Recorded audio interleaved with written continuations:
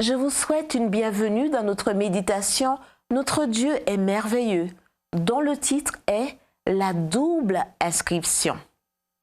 Cependant, les solides fondations posées par Dieu tiennent bon. Les paroles suivantes y sont gravées. Le Seigneur connaît les siens et quiconque déclare appartenir au Seigneur doit se détourner du mal. 2 Timothée 2, verset 19. On pense que l'apôtre Paul écrivit les paroles du texte d'aujourd'hui alors qu'il était prisonnier à Rome pour la seconde fois.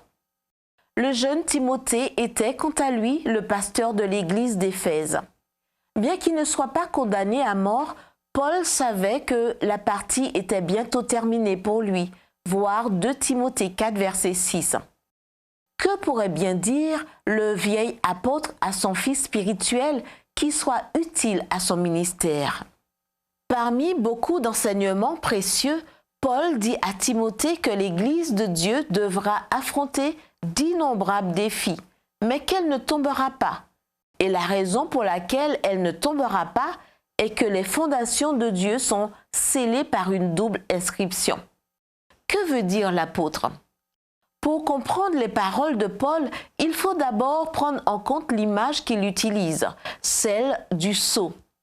Comme le souligne Charles Bradford, à l'époque de l'Empire romain, tout édifice public était scellé par une inscription gravée qui identifiait comme propriété de l'État.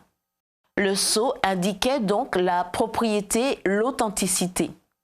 D'autre part, quand l'apôtre dit que les paroles suivantes y sur les fondations sont gravées, il fait probablement illusion ou allusion aux deux faces d'une pièce.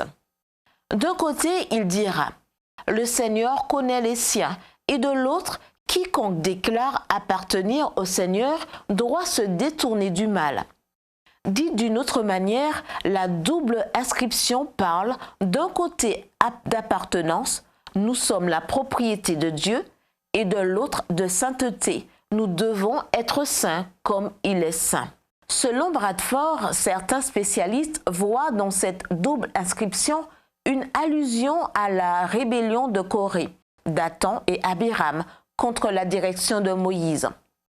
On se souviendra que quand Moïse a pris le soulèvement, il tomba face contre terre et s'adressa ensuite à Corée et à ses partisans en ces mots.